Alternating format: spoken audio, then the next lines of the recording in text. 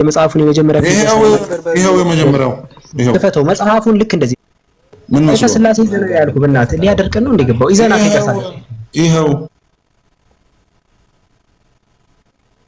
እንዴ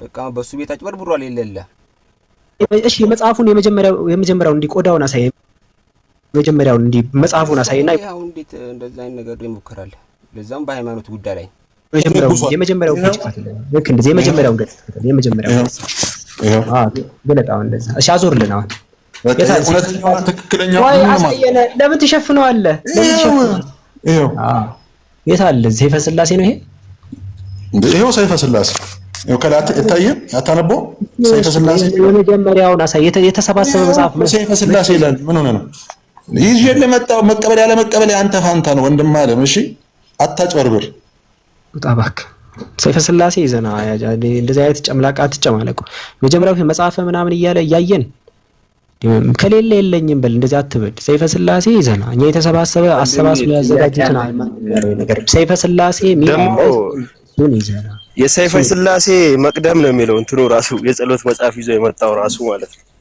አጭሩ ይሄን አብዱል ከሪም ያዘውን እኮ አልቀበልም ማለት ነው ሚሻል ለምን ደሞ ተከው ሰይፈ ስላሴ መጽሐፍ ካለ ይዘና እሱ ነው ይዘና ያልኩ አንተ ደግሞ የሆነ የጸሎት መጽሐፍ ሰብስበ የሆነ በዛ የተሰባሰበ ይዘ መጣ እንደዛ አይደል የዛኛውን የዚህኛው የተሰባሰበ ሳይሆን እሱን መጽሐፉን ለብቻው እኛ መስማማት እንፈልገው መጽሐፉን ይዘና ቀጥታ እኔ ይዘ ስመጣ እንዴት ደስ እንዳለኝ በቃ ይሄ ልንስማማ ነው ስል አሳይ መጀመሪያውን ነው ወይው ፊቱን አሳይ ከዛ ሲከፈት የጸሎት መጽሐፍ ይላል ምናምን የተሰባሰበ ለዛ አይደል ሰይፈ ስላሴን ይዘና በቃ አለቀ ይዘህ ስመጣ አሁንም መግባት ይችላል አትረብሸንኛል ከይቅርታ ጋር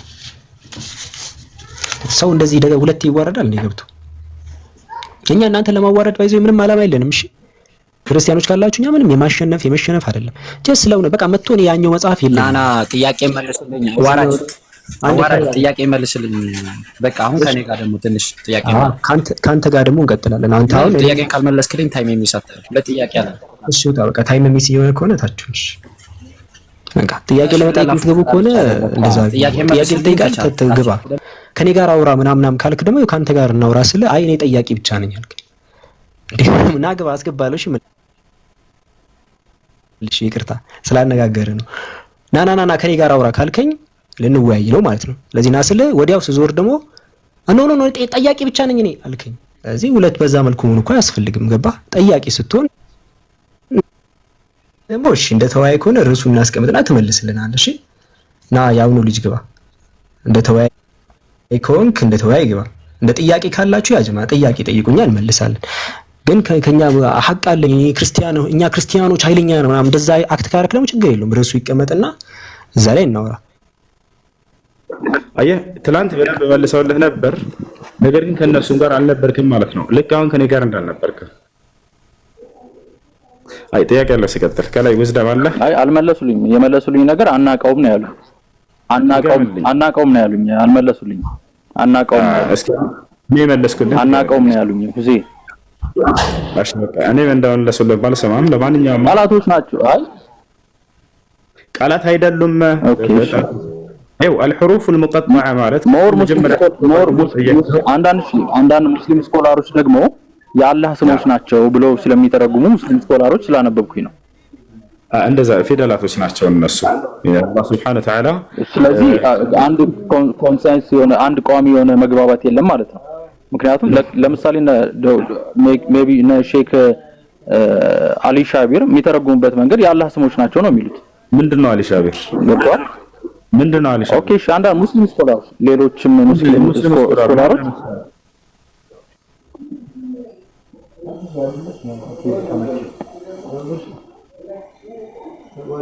ይሰማሉ እየሰማሁ ነው አይደል አንደኛ ፊደላቶች ናቸው እሺ እነዚህ አረበኛው ራሱ መጀመሪያ ስትጠይቅ ጊዜ ታስታውስ ከሆነ الحروف المقطعه ብለህ ጠይቀህ ነበር አይደል حروف ማለት ፊደላት ማለት ነው የአረበኛ ቃል ነው ወደ አማርኛ ስቀይረው ፊደላት ደግሞ ሀ ትርጉም አለው ወይስ አይየለውም ማልከኝ ነገር ግን አላህ Subhanahu Wa Ta'ala ታዳ ከሱራዎች መጀመሪያ ላይ ያስቀመጠበት አላማ ምንድነው የሚለውን ቀደም ነገርኩህ ከኔ ጋር አይደለም ልድገምልህ እሺ ይላል በደንብ አዳምጠኝ እሺ አዎ የመካ ሰዎች የቋንቋ ባለቤቶች ነበሩ እንግዲህ አምላክ አላህ Subhanahu Wa Ta'ala በቀደሙት ዘመናት ነብያትን ሲያስነሳ በጊዜያቸው ሊፈቷቸው ያልቻሉ የሆኑ ከባባድ ነገራቶችን እነዚያን መሰረት አድርጎ ነው ተአምራትን የሚሰጣቸው። የሙሴ ህዝቦች የፈርዖን ህዝቦች እንዳለ ደጋሚዎች ነበሩና ድግምታቸውን ሊያሸንፍ የሚችል ብትርን ተሰጠ ለሙሳ ዓለይሂ ሰላም። በዚያም የበላይነትን ተጎናጸፈ። በመሲሁ ዘመን ደግሞ ሰዎች ሊያገኙላቸው ያልቻሉ የህመም አይነቶች ነበሩ። የለምጽ በሽታ መፍትሄ ሊያገኙላቸው ያልቻሉ፣ ማየት የተሳነውን መግለጥ፣ ሌላም ልክ እንዲሁ በነቢያት በኩል ካልሆነ በስተቀር ሊሰራቸው የማይቻሉ ነገራቶችን መሲሁን አላህ አስነሳና የነዚህ ነገራቶችን ሁሉ ሰጠው። ይሄ በዚህ በልጧቸው ጊዜ የአይሁድ ህዝብ እንዳልነቀኑበት እርሱን እነዚህ ድግምት እንጂ ከአምላክ ዘንድ አይደለም ብለው ለማስተባበል ሄዱ። እንዲሁ በነቢዩ ሰለላሁ ዐለይሂ ወሰለም ጊዜ ደግሞ የመካ ሰዎች የቁረይሽ ሰዎች አረበኛን ጭውት ብለው የሚናገሩበት የሆኑ የቋንቋ ባለቤቶች ነበሩ። ስለዚህ እነርሱን አፋቸውን የሚያስይዝ የሆነ ቃል ተሰጡ ከነቢያችን ሰለላሁ ዐለይሂ ወሰለም ቁርአን። ይህን በሰሙ ጊዜ እነዚያ የቋንቋ ባለቤቶች ቃሉን በደንብ የሚያውቁ ምንም እንዳልተማሩ እያወቁ ነብዩ ሰለላሁ ዐለይሂ ወሰለምን በልጠዋቸው ሲገኙ በጣም ተደነቁ። ይህ ቃል እንዴት ነው ይሄ ሰው እየተናገረ ያለው ብለው። ወሊድ ብኑ ሙጊራ አንዱ የቋንቋው ባለቤት ነበር። በጣም ተናጋሪ ሰው ነበር በዚህ በቋንቋ ላይ። በዚህ በቁርአን ላይ ሲመሰክር ኢነ ለሁ ሐላዋ አለ። ይሄ ቁርአን የሚገርም ጥፍጥና ያለው ቃል ነው። ሙሐመድ እንዴት ሊናገረው ቻለ? በመካከላችን ሲቆይ ምንም ያልተማረ ሆኖ ሳለ። ከዚያ አላህ ለዚህ መልስ ሊሰጣቸው ነው እነዚህን ሑሩፉል ሙቀጣን ያወረዳቸው። ምን አለ? ከነዚህ ከፊደላቶች የተውጣጡ ቃላቶች እንጂ ሰምታችሁ የተደነቃችሁበት ሌላ ምንም አይደለም ብሎ አላህ ሱብሓነሁ ወተዓላ ይህን መልእክት ሊሰጣቸው ዘንድ ነው ከሱራዎቹ መጀመሪያዎች ላይ ሁሉ ያስቀመጣቸው ማለት ነው። እነዚህን ፊደላቶች ይህ ቁርአን ከነዚህ ፊደላት የተውጣጣ እንጂ ከሌላ አይደለም። ይህ ቁርአን ሊያሸንፋችሁ የቻለው ቃል ከሌላ ሳይሆን ከዚሁ ከፊደላቶች ነው የሚለውን መልእክት ሊሰጣቸው ዘንድ ያስቀመጣቸው ናቸው ማለት ነው። ይህን ይመስላልሽ። ሰላም አለይኩም። ይሰማል ሉሲ? ቴንክ ዩ አመሰግናለሁ። ግን ከታች ኮሜንት ላይ እንደምታነበው አይደለም ባላር ቆይ አለ እና አመሰግናለሁ ሉሲ። እሺ ቴንክ ዩ ቢያንስ አንተ የተለየ አብራርተልኛል። አመሰግናለሁ። እሺ አንዴ ቃ ባላር አለ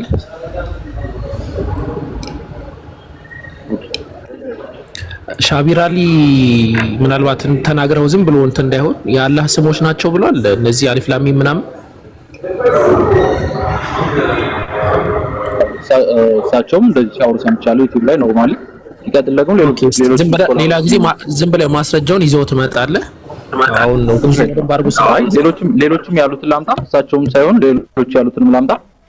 አይ ስለተናገርከው ነው እንጂ እኛ ሰው የተናገረውን ነገር ሳይሆን ስለተናገርከው ያቺን ይዘሃት ትመጣለህ። ያው ሌላው መልሱ በደንብ ስለተመለሰ በቂ ነው።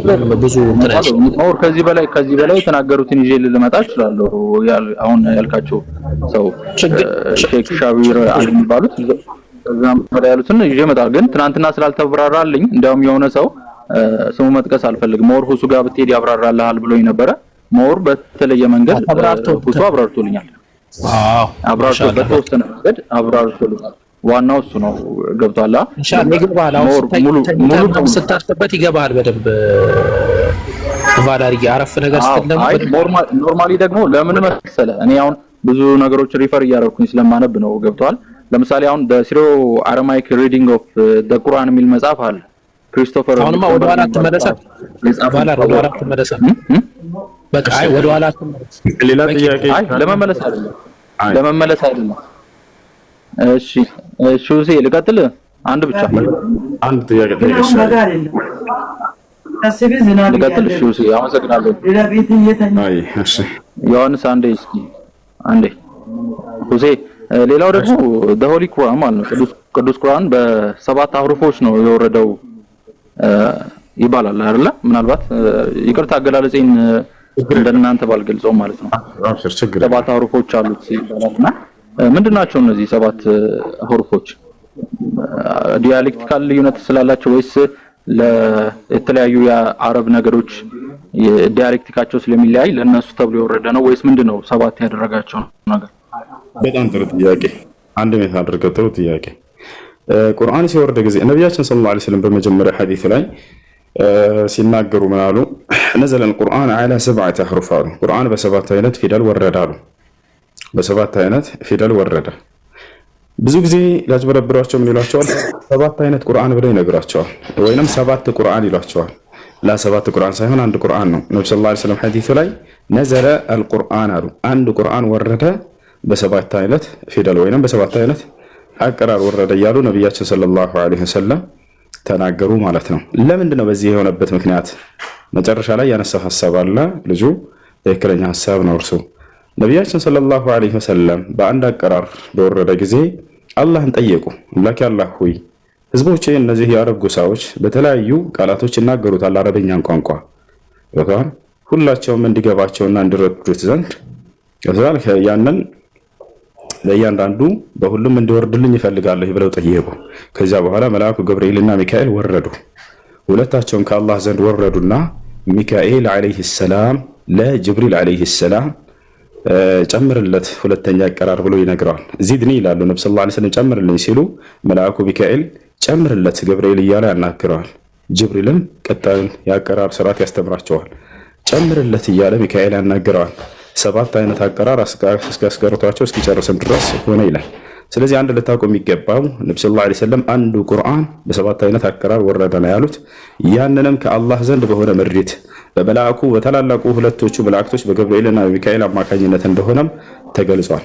ታዲያ በውስጣቸው ያለው ለምሳሌ ቅድም እንዳልኳችሁ አረበኛ ቋንቋ በተለያየ አነጋገር ስለሚነገር ነው። ያ ነው ለምሳሌ በሶሪያዎች አካባቢ ስትሄዱ ወዱሃ የምንለውን ቃል ወዱሂ ብለው ይቀራሉ። ትርጉሙ የተለያየ ሆኖ ነው ላይ የተለያየ ሆኖ አይደለም ትርጉሙ ገብቷል። ይህ አነጋገራቸው ሁኔታ ነው። አይታቸው ከሆነ የሳውዲ አረበኛና የሱዳን አረበኛ፣ የግብፅ አረበኛ፣ የሶሪያዎች አረበኛ በጣም የተለያዩ ቃላቶችን ይጠቀማሉ። እነርሱ ግን ይግባቡባቸዋል። ለሁላቸውም እንዲገባቸውና እንዲረዳቸው በሚሆን መልኩ አላህ ሱብሓነሁ ወተዓላ በተለያዩ በሁሉም የአረበኛ ቃላቶች አወረደው። ያ ነው። እሺ በዚያ ላይ ያልገባህ ነገራቶች ካሉ መጠየቅ ትችላለህ። በትንሽ ያው ዲያሌክቲክ ሁሉም የአረብ ትራይቦች ዲያሌክቲካቸው ስለሚለያይ ማለት ነው አይደለ? ያስፈልገው ወይም ዘዬ እንላለን በአማርኛ አይደለ?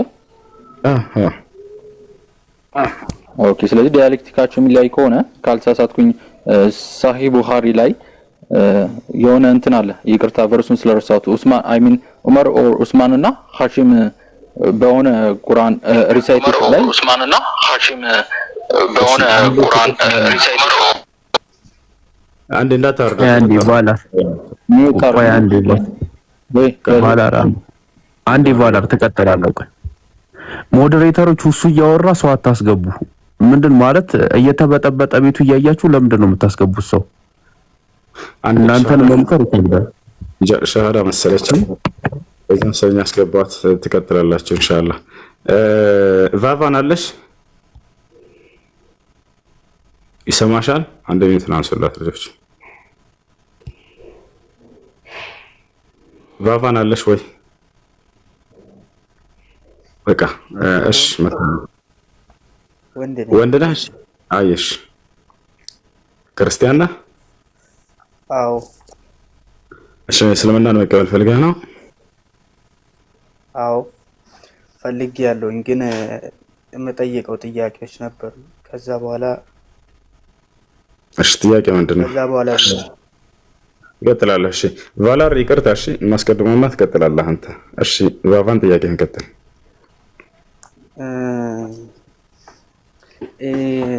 በሰማይ ቤት እሺ በሰማይ ቤት ግንኙነት ሚስቶች ምናምን ይኖራሉ ምናምን ይባላል። እውነት ነው። እና የሆነ ጓደኛ አለኝ እና እሱ በቃ ሲነግረኝ ምናምን አለ ብቻ እዚህ ምድር ላይ እንደሚደረገው ነው እንደዛ የሚደረገው ምናምን ሲለኝ አይ እኔ ልጠይቅ ምናምን ብዬ ነው። እና እሱ እስቲ ብታስረዳኝ። እሺ ባጭሩ በሰማይ ላይ ወይንም በገነት ውስጥ ባልና ሚስት ሆኖ መኖር የአምላክ ፈቃድ ነው። የአምላክ ፈቃድ ነው። ይሄ ወጣን ክርስቲያን ከሆንክ ይሄ ነገር ከአንተ እንዴት እንዳላወቀው አልገባኝም። ኦሪት ዘፍጥረት ምዕራፍ 1 ከቁጥር 1 ጀምረ ስታነብ ጊዜ ስለ አዳም ፍጥረት ከቁጥር 27 ጀምሮ ይጀምራል። ከዛ በኋላ በገነት ውስጥ አዳም ሚስት አድርጎለታል እግዚአብሔር። ባልና ሚስት ሆኖ በገነት ውስጥ መኖር ለክርስቲያኖች ይሄ ጥያቄ ሊሆንባቸው አይገባም። ነገር ግን መጽሐፋቸውን ካላነበባቸው አናውቅም እና እዛ ላይ ባልና ሚስቱ ነው ኑረዋል። ያ ነው። ስለዚህ ይሄ ነገር በእስልምና ላይ መጥቶ እንዴት እንደምጠይቁት አልገባኝም። እኔ ወይ መጽሐፋቸውን ማንበብ ነው። መጽሐፍ ቅዱስ ላይ ባልና ሚስት ነው ሆነው ኑረዋል በእግዚአብሔር ፍቃድ በገነት ውስጥ። መብላትና መጠጣትም መብላትና መጠጣትም እንዲሁ እግዚአብሔር በኦሪት ዘፍጥረት ላይ አዳምና ሔዋንን ከገነት ፍሬዎች ከፈለጋችሁት ብሉ ጠጡ ብሏቸዋል። ይህችን የዛፍ ፍሬ ግን እንዳትቀርቡ አላቸው። አያችሁ። ስለዚህ ይበላሉ፣ ይጠጣሉ፣ እንዲበሉ እንዲፈቅዱ የአምላክ ፈቃድ ነው። እንዴት በገነት ውስጥ ይበላል ይጠጣል የሚለው ይሄ የተሳሳተ አመለካከት ነው። በገነት ውስጥ ባልና ሚስት ሆኖ መኖር ልክ እንዲሁ መብላት መጠጣት ይሄ ያለ ነገር ነው። አየሽ።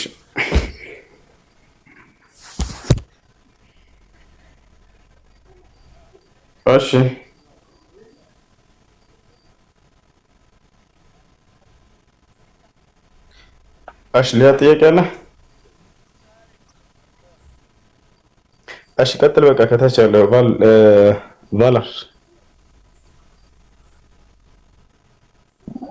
እሺ አመሰግናለሁ ሁሴ። የጀመርኩት ጥያቄ ያው ታስታውሰዋለህ ኦልሬዲ ስለ አህሩፍ ነው የጀመርነውና ፎር ዘ ፐርፐዝ ኦፍ ዲያሌክቲክ ሆነ እያንዳንዱ ትራይቦች ለምሳሌ ፐርሺያ ወይ ሶሪያ ወይ ምናምን ሂጃዝ ወይ ቁራይሾች ያላቸው ሪሳይቴሽን ወይ ዲያሌክቲክ ስለተለያየ ከሆነ ለምንድን ነው ታዲያ የአንድ ቁራይሽ ነገሮች የሆኑት ሁሻይምና አሚን ኡስማን ወደ ነብዩ የሄዱት? ማለት ካልተሳሳኩኝ ልታስታውሰኝ ከቻልክ ማስታወሻ ከማውጣ ብዬ ነው። ለምንድን ነው እነሱ ታዲያ አንድ ቁራይሽ ነገሮች ናቸው፣ አንድ አይነት ዲያሌክቲክ ያላቸው ናቸው። ለምንድን ነው በሪሳይቴሽኑ ወይ ሪሳይቴሽን ማለት አሚን ቅራት በዛ ላይ ለምንድን ነው የተለያዩት? ስላልሰሙ ወደ ነብዩ መሐመድ ድረስ ይሄዱት። በጣም ጥሩ። ሐዲሱን አስተሳሰለ አንዱ አልሰማም ነበር በዚያ መንገድ እንደሚቀራ። ከዚያ በኋላ ሁለቱም ሲቀሩ ጊዜ ዑመር ኢብኑ አልኸጣብ እንዴት እንደዚህ ትቀራለህ አለው። አይ ከአላህ መልእክተኛ በዚህ መልኩ ሰምቻለሁ ብሎ ተናገረ እሱ። ከዚያ ተያይዘው ወደ ነብዩ ሰለላሁ ዐለይሂ ወሰለም ጋር ሄዱ። ኪላኩማ አህሰንቱም አሉ ነብዩ ሰለላሁ ዐለይሂ ወሰለም፣ ሁለታችሁም አሳምራችኋል፣ በትክክል ነው የቀራችሁት አሏቸው። ስለዚህ ያኛው እየተቃወመ ሳይሆን ያን ነገር አልሰማም ነበር በዚያ መልኩ እንደሚቀራ ገብቷል፣ አልደረሰውም ነበር እርሱ። ስለዚህ ሂደው ወደ ነብዩ ሰለላሁ ዐለይሂ ወሰለም ጋር ግን ሲጠይቁ ትክክል ነው እሱም የቀራው ብለው ሁለታችሁም በትክክል ነው የቀራችሁት ብለው ነግራቸዋል ማለት ነው። አይ ከበለ ሐዲስ ነው ተቻሳያለ። አይ ችግር የለም ማሳየቱ ሳይሆን ዲያሌክቲካል ነው ስላልከኝ እኮ ነው። ያቀራር ዘይ ሁለቱም ቁራይሽ ነገዶች ከሆኑ አንድ አይነት ዲያሌክቲክ ነው ሊኖራቸው የሚገባው። ስለመስማት ስላልመስማት ሳይሆን ዳት ሚንስ ሁለት አይነት ሪሳይቴሽን አላቸው አይደለ? ኦኬ ባዳምጣ እንደ አልሰማም ነበር በዚያ መንገድ መቀራቱን አልሰማም። አሁን ቁረይሻውያን ስለሆኑ ያልኩህ ለምሳሌ አንድ ምን አለ መሰለህ በቁርአን ውስጥ ያሉት በቁርአን በአህሩፎች መካከል ያሉት እንትኖች አላህ Subhanahu Wa Ta'ala ፊደላትን መሰረት አድርጎ የለያየባቸው ቦታዎች አሉ። ለምሳሌ ወነጅሚ ኢዛ ሀዋ ብለን እንቀራለን እንደ ሐፍስ እንደ ወርሽ ደግሞ ወነጅሚ ኢዛ ሀዋ ይላል። ይወጣቻል አይደል? አንደኛው ይሄ ነው። ሌላኛው ደግሞ አላህ Subhanahu Wa Ta'ala አንዱ ቦታ ላይ የገለጸውን ሌላ ቦታ ላይ ያብራራዋል። አንዱ ቦታ ላይ የገለጸውን በሌላ ቦታ ላይ ያብራራዋል። በዚያኛው የአቀራር ስርዓት ላይ ማለት ነው። አሁን የፊደል መለያየት ብቻ ሳይሆን የቃላቶችንም መለያየት ሊኖር ይችላል ልልህ ፈልጌ ነው ቫልቫ። ለዚያ ነው ሰውየው ያ ቃላት አልደረሰውም ነበር። እንደ ምሳሌ ልስጥህ። እንደ ምሳሌ ወመን عنده لا يستكبرون عن عبادة من ይላል መሰለህ ሱረቱል ማን ላይ ነው?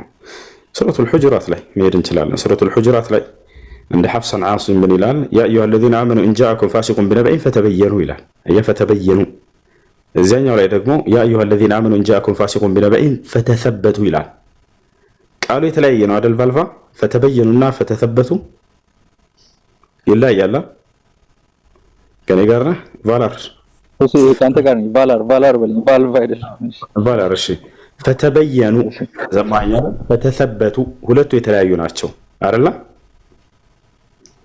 ሁለቱ የተለያዩ ሆነው ቃላቶቹ ነገር ግን ትርጉማቸው አንድ ነው። ፈተሰበቱ ማለት አረጋግጡ ማለት ነው። ፈተበየኑ ማለት አረጋግጡ ማለት ነው። አሁን ተለያይተዋል ማለት አንችልም። ትርጉማቸው አንድ ነው። ቃላቶቹ በጣም በርካታ ናቸው። ይሄኛው ሷሃባ በዚህኛው መንገድ አልደረሰውም ነበር፣ ያኛው ደግሞ ደርሶታል። በዚህኛው ሲቀራ ጊዜ አልሰማው። አይ እንደዚህ አላቀሩንም እኮ ሲል አይ እኔ ከነብዩ ሰለላሁ ዐለይሂ ወሰለም ሰምቻለሁኝ አለ። እንግዲያውንስ ሄደን እናረጋግጣሉ። ሄደው ያን ነገር ሲያረጋግጡ ጊዜ ነብዩ ሰለላሁ ዐለይሂ ወሰለም ሁለታችሁም ትክክል ናቸው አሉ። ትርጉሙ የተለያየ ነው ወይ? ላ ትርጉሙ የተለያየ አይደለም። ቃላቶቹ ናቸው የተለያዩት። የፊደል መለያየት፣ የቃላት መለያየት ሊኖር ይችላል። ነገር ግን ትርጉማቸው የሚለያይ አይደለም እነዚህ። እሺ እና ስላልደረሰው ነበር። በደረሰው ጊዜ አረጋግጠ ያን ነገር። አመሰግናለሁ። አይ መርሐባ። እሺ ከዚሁ ጋር በተያያዘ ቫላር ዮሐንስ ወንጌል ምዕራፍ 8 ቁጥር 40 ላይ እኔ ከእግዚአብሔር የሰማሁትን እውነት የነገርኳችሁን ሰው ልትገድሉ ትፈልጋላችሁ፣ አብርሃም እንዲህ አላደረገም ይላል አይደል? ተቀበለውም ኒው ቴስታመንት አልቀበልም። እንዴት? ዩኒታሪያን ነኝ ሁሴ፣ ሞኖቴይስቲክ ነኝ እኔ። መጽሐፍ ቅዱስን አትቀበልም?